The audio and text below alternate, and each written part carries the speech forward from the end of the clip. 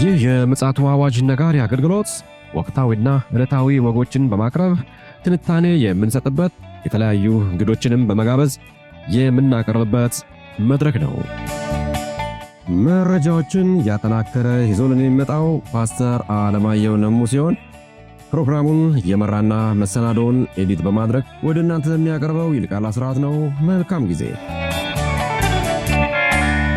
ሻሎም ሻሎም፣ ውድ የተከበራችሁ የምፅዓቱ አዋጅ ነጋሪ አድማጮቻችን ሰላም ለእናንተ ይሁን። በድጋሚ በዚህ ምሽት ተገናኝተናል።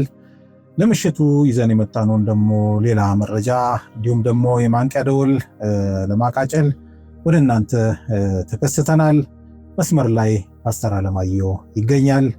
እንግዲህ ውድ አድማጮቻችን የምናቀርባቸውን መረጃዎች በሙሉ መንፈሳዊ መረዳት ስላለው የትንቢት ቃሎች በፍጻሜ ላይ የተገኙ ስለሆነ ለኛ ለክርስቲያኖች አንድምታቸው በጣም ጠቃሚ ነውና እንግዲህ በዚህ መልኩ እንድትረዱን እንድታደምጡን በጌታ ፍቅር እናሳስባለን። መልካም ጊዜ እንዲሆንላችሁ እመኛለሁ። ይልቃል አስራት ነኝ ከምፅዓቱ አዋጅ ነጋሪ አገልግሎት።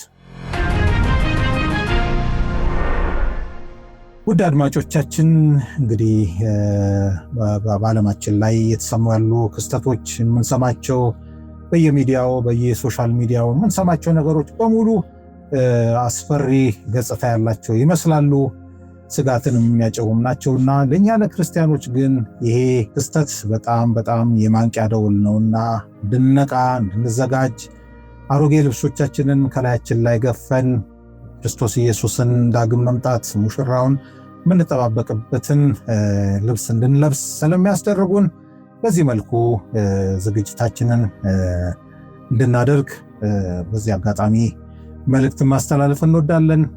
እንግዲህ መስመር ላይ ፓስተር አለማየሁ መረጃዎችን ይዞልን መጥቷል። እንግዲህ ሰላምታ ከተለዋወጠን በኋላ በቀጥታ መረጃውን ያጋራናል። ሰላም ላንተ ይሁን ፓስተር፣ እንዴት አመሸ? እንደምን አመሸ ወንድሜ ይልቃል? እግዚአብሔር ይመስገን፣ ሁሉ ሰላም ነው። ሁሉ ሰላም ነው። እንዴት ነህ? እግዚአብሔር ይመስገን። ቀን ላይ እንግዲህ መረጃ አቀብለን ነበር፣ ወሳኝ መረጃ። ያመለጣቸውም ወገኖች እንግዲህ በዚህ አጋጣሚ ገብተው ቻናላችን ላይ መረጃውን እንዲያደምጡም እናበረታታለን። ሰብስክራይብ ያላረጋችሁ ወገኖችም ሰብስክራይብ አድርጉ፣ ለሌሎችም ሰዎች እንዲሁ አጋሩ።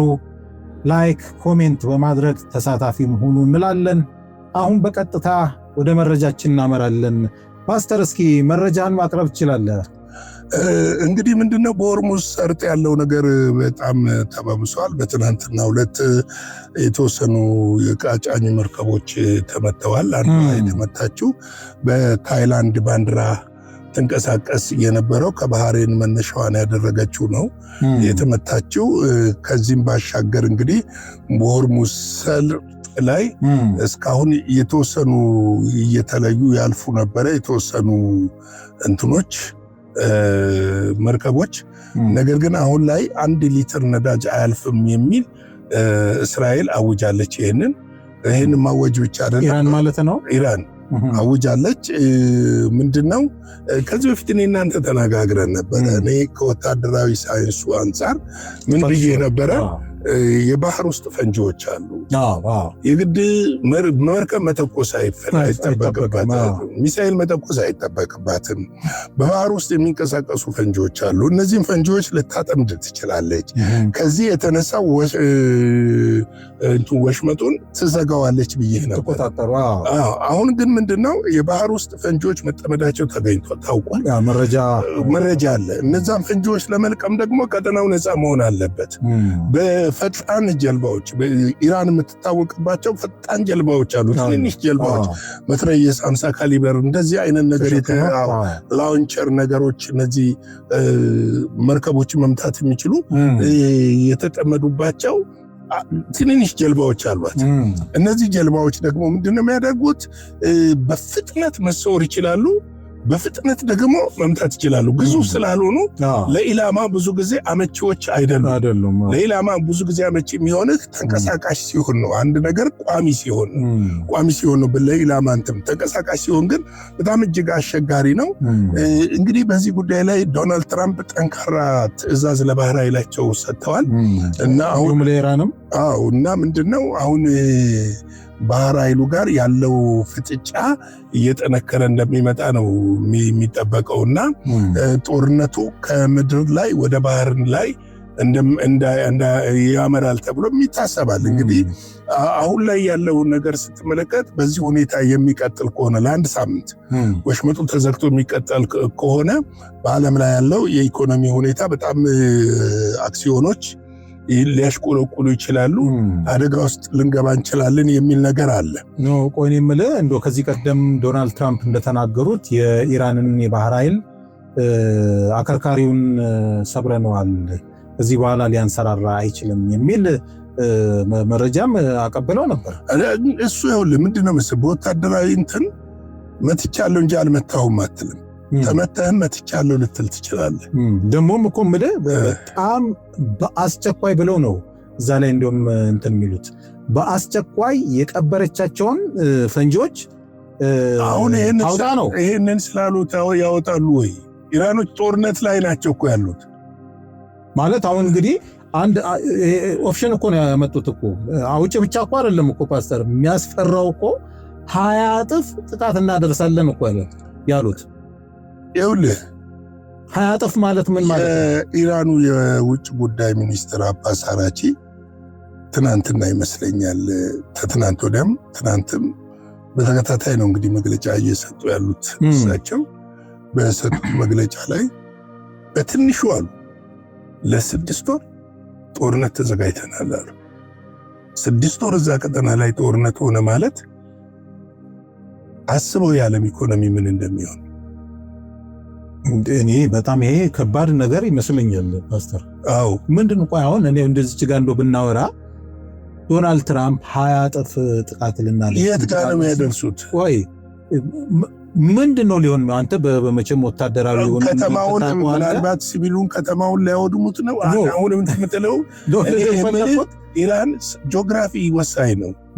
አዎ ሰፊ አገር ናት፣ ሰፊ ነች። በተራራ ላይ ተራሮች በጣም የተሞላች ነች ሀገሪቱ ጋር ኖ ኤለለ የፈለኩት የሁለተኛ ዓለም ጦርነት መደምደሚያ ላይ ለያዥና ለገናዥ አስቸጋሪ እንደነበረች ታስታውሳለህ።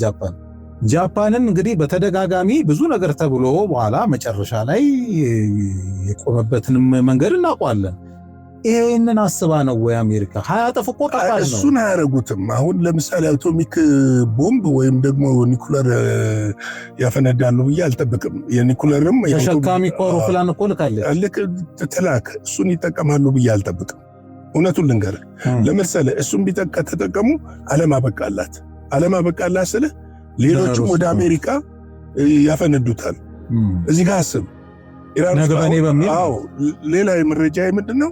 ኢራን ውስጥ አሁን የሰሜን ኮሪያ ኤምባሲ ተመቷል። አዎ ወዴት እያመራ ነው? ፕሮግረስ እያደረገ ነው። የሰሜን አሜሪካ ኤምባሲ በመመታቱ የአሜሪካ መንግስት ምንድን ነው ያለው? ማነው የሰሜን ኮሪያ ኪም ጆንግ አጠፈታውን በእጥፍ እንመልስላቸዋለን ያለው። እንግዲህ እብደቱ ሊመጣ ነው። ስለዚህ እርምጃ ወስዳለሁ እያለች ነው። የምትወስደው እርምጃ ምንድን ነው? ለምሳሌ ሁለቱም ኢራንም አሜሪካ የሚደርስ ሚሳኤል አላት። ሰሜን ኮሪያ ሰሜን ኮሪያ ኢራንም አላት። ከዚህ በፊት እኮ አቅርበነዋል። ሃይፐርሶኒክ አቅርበነዋል እኮ 13000 ኪሎ ሜትር መጓዝ የሚችል ከኢራን ተተኩሷ ራሽያ ውስጥ ያለው ምንድነው ሳይቤሪያ ነው፣ እዛ እንዳረፈ ተነጋግረናል። ሳይቤሪያ በረሃ ላይ ሞክራለች። ሁለቱም ሀገሮች አላቸው። ለዚህ እኮ ነው ኢራኖች አሁን ምንድነው የተመኩት ትላለህ። ይሄ ሁሉ እየወደመ እንዴት ነው መንበርከክ የማይችሉት? ተመልከት። ባለፈው ሄግሰን የአሜሪካው መከላከያ ሚኒስትር ማለት ነው ሄግሰን ምንድነው ያሉት? 90% የኢራንን ሚሳኤል ማምረ እንትኖችን አውድመናል አሉ። የዛኑ ለምትምሽት መካከለኛው ምስራቅ ላይ ያዘነበችው ድሮንና ሚሳኤሎችን ከየት ነው የሚወጣው? አንድ ለኢራን ጂኦግራፊው የጠቀማት ይመስለኛል። ስፋቷ ጂኦግራፊው ስለዚህ እዚህ ቦታ ነው የምትለው አይደለም። አብዛኞቹ ደግሞ መተኮሻዎቹ ተንቀሳቃሾች ናቸው። የሚባለውም ራሱ እኮ ወደ 2000 ኪሎ ሜትር የሚዘልቅ አንደርግራውንድ ባንከር ነው እንትን ያሉት የሚባለው ከስር 20 ዓመት የተዘጋጁበት ጦርነት ነው። እንዴት ነው አንተ እንትን የምትለው? በቀላል የሚታይ አይደለም። 20 ዓመት የተዘጋጁበት ነው እኮ። አሁን ይህንን እኮ ሊያስቆም የሚችል ምን ሌላ ሊኖር ይችላል ከኒኩሌር ውጭ? ኒኩሌር አይጠቀሙም አብደው ካልሆነ እብደት ካልሆነ በስተቀር። ልክ ነህ ማለት እኛውም መንፈሳዊ ነገርም ጭምርም ስለሆነ የምናቀርበው መጽሐፍ ቅዱስ እንዳስቀመጠው የዓለም 1/3 ሲሶም ጨምሮ የሚወድምበትም እኮ መነሻም ሊሆን ምናልባት ይኸውልህ መነሻ ሊሆን ይችላል ልትል ትችላለህ። አሜሪካኖች አይጀምሩ። አሜሪካኖች የሚጀምሩ ከሆነ የመጀመሪያ የሚጠፉት አሜሪካኖቹ ናቸው። አሁንም የአሜሪካ ትልልቁ ሁለቱ ከተማዎች ከዚህ በፊትም ብዙ ጊዜ የእግዚአብሔር ሰዎች ፕሮፌሲ ይናገሩባቸው ነበረ ታውቃለህ፣ እነዚህ ሁለቱ ከተማዎች። ስለዚህ እነዛ ከተማዎች ሊጠፉ ይችላሉ። የትኞቹ አድማጮች? ኒውዮርክና ዋሽንግተን ናቸው። ኒውዮርክና ዋሽንግተን ናቸው ይባላል። አንዳንዶቹ ደግሞ ካሊፎርኒያ። ምክንያቱም አሁን እርግጠኛ ነኝ አንተም መረጃውን ይዘዋል ብዬ አስባለሁ። አሁን ኤፍቢአይ እና ሲአይኤ ያወጡት መግለጫ ትላንትና እንቀጥልበታለን እና ናምበት ችግር የለም ቀጥለው ችግር የለም ነው ልል የፈለኩት እኔ በጣም ስለደነቀኝ ነው ፓስተር። እነዚህ ምንድነው ያሉት? ሳይለንት ስትራይከርስ በየቦታው ሊኖሩ ይችላሉ፣ የአሜሪካን አይን ያላየው ወይ ደግሞ ያልታሰሰ ብለው ነው እንግዲህ ግምታቸውን ያስቀመጡትና እንደው ኢራን እንዳልከው አሁን ቅድም ያልከው ነገር የ20 ዓመት ዝግጅት እነዚህንም ታሳቢ ያደረገ ነው ወይ? ምክንያቱም እነሱ አንደኛ አይምሯቸው በጣም ብሪሊየንት የሆኑ ሰዎች ናቸውና እንደ ባካፕ ያስቀመጡት ስትራቴጂ ነው እንደ ወታደራዊም ሳይንስ። እስኪ ይህን ነገር እንደው በመጠኑ ሁልጊዜ በሁለት ነገር ላይ ጦርነት ውስጥ ከመግባት በፊት ታስባለህ። አንደኛ ያንን ጦርነት እንዴት እንደምታሸንፍ ነው የምታስበው፣ አንደኛው የምታስበው። ሁለተኛ ጦርነቱን ለማሸነፍ የሚያስችልህ የሎጂስቲክ እና ወታደራዊ ቁመና አለ ወይ የሚለውን ነገር ታስባለህ። ለሽንፈት የሚዳርግ በአንደኛ ውስጥ ጦርነቱን ለማሸነፍ ከሆነ የምታስበው የምታሸንፍባቸውን ስትራቴጂዎች ትነድፋለህ። ከምነድፍበት አንዱ መረጃ ነው። መረጃ እንዴት አገኛለሁ፣ እንዴት ተነትናለሁ፣ እንዴት እጠቀማለሁ የሚለውን ነው የምታደርገው። ሁለተኛው ከመረጃ ባሻገር ደግሞ በተለይ በአረቡ ዓለም ላይ የተለመዱ ነገሮች አሉ። በጠላት ግዛት ውስጥ የጠላትን ጥቅም መስበር የምትችልበትን መንገዶች ትፈልጋለህ። ለዛ የሚሆኑ ሰዎችን አመልምለህ አዘጋጅተህ አደራጅተህ በዛው ሀገር ውስጥ ልትጠቀም ትችላለህ። ሽብር ጥቃት ማለት ምክንያቱም ህዝቡ በአሜሪካ መንግስት ላይ ጫና እንዲያደርግ ታደርጋለህ። ኢራን ይህን ስልት ትጠቀማለች፣ ድብና አድርጋ ትጠቀማለች። ለምሳሌ ተመልከት፣ ትናንትና ኤፍቢአይ ያወጣው መረጃ ኤፍቢአይም ሲአይኤም ለመላ ሀገሪቱ ነው በአሜሪካ ግዛት ውስጥ የሽብር አለርት ማለት ነው። የሽብር ጥቃት ሊፈጸም ስለሚችል እንደውም የኤፍቢአዩ አስቸኳይ ጥበቃና ጥንቃቄ እንዲደረግ ነው ያለው። በዋናነት 3 ከተሞችን አስቀምጧል። ካሊፎርኒያ፣ ኒውዮርክና ዋሽንግተን ዲሲ አስቀምጧል። በእነዚህ ግዛቶች ውስጥ ስውር የሆኑ የታቀዱ በውስጣችን ያሉ በኢራን ሊፈጸም ያለ ጥቃት ስላለ ህዝቡ ይህንን በከፍተኛ ሁኔታ ጥንቃቄ እንዲያደርግ የጸጥታ ኃይሎች አስፈላጊውን ቁጥጥርና ጥበቃ እንዳያደርጉ ካገኙ ወዲያውኑ እርምጃ እንዲወስዱ ትእዛዝ ተሰጥቷል። የሚገርም ነው፣ በጣም የሚገርም ነው። ይህንን ትጠብቃለህ ወንድሜ ይልቃል። አይሆንም ብለህ አይደለም የምታስበው። ሁልጊዜ ይኸውልህ በወታደራዊ ሳይንስ ምን አለ መሰለህ፣ ጠላትህ አያደርግም ብለህ አይደለም የምታስበው። ቢያደርግስ ብለህ ምላሽ የምትሰጥበትን መንገድ ተዘጋጅተህ የማትጠብቅ ከሆነ ልታሸንፍ አትችልም። ወጥመድ ውስጥ ትገባለህ። ተኝተህ ነው እንትን የምትለው። ስር ሊፈለፍል ይችላል። ስር ጉድጓድ ሊቆፍር ይችላል። ስር ጉድጓድ ሊቆፍር ይችላል። በስሩ አጠገብ ያለውን እንኳን ሊጠቀምበት ይችላል። እና ይሄ በአንዳንድ ሀገሮች ላይ ኤምባሲዎች ላይ ከደረሰው ጥቃት አንጻርም ደግሞ ስትመለከት እንደዚህ አይነት ለአሜሪካ ሕዝብ ጥንቃቄ እንዲያደርግ ማድረግ መጠየቅ ተገቢ ነው።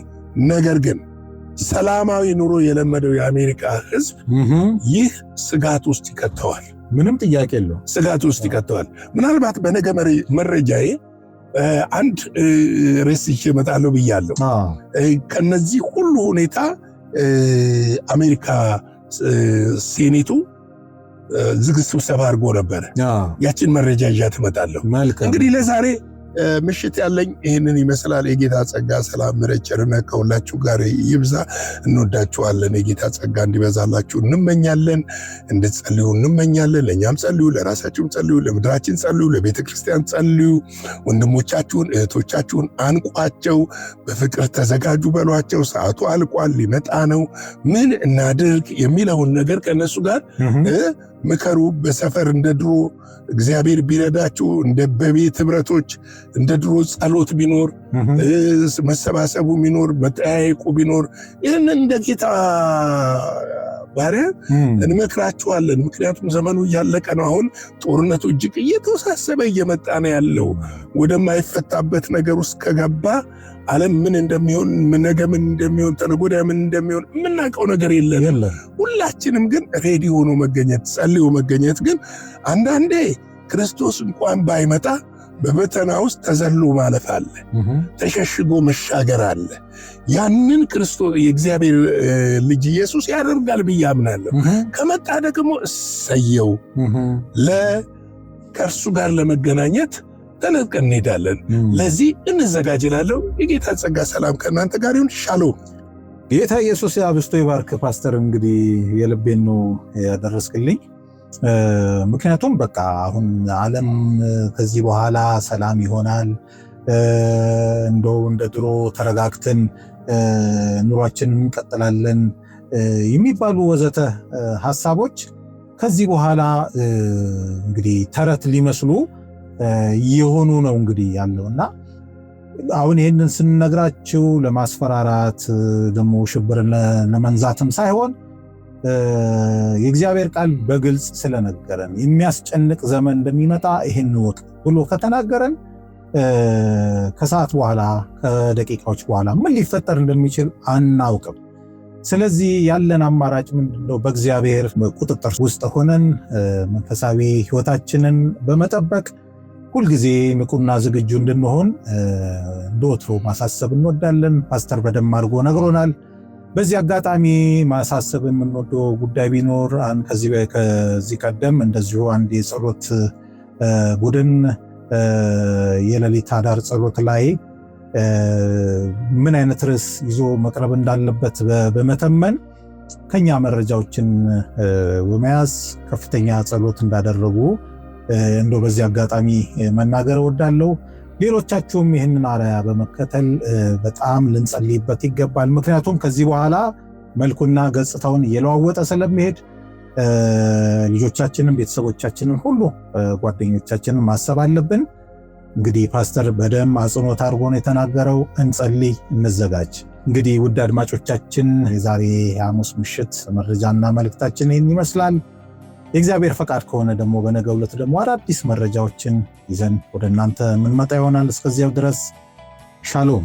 ለዛሬ ይዘን የመጣነው ወቅታዊ መረጃ ይህንን ይመስል ነበረ። በሌላ ጊዜ በሌላ መሰናዶ እስከምንገናኝ ሰላም ለእናንተ ይሁን።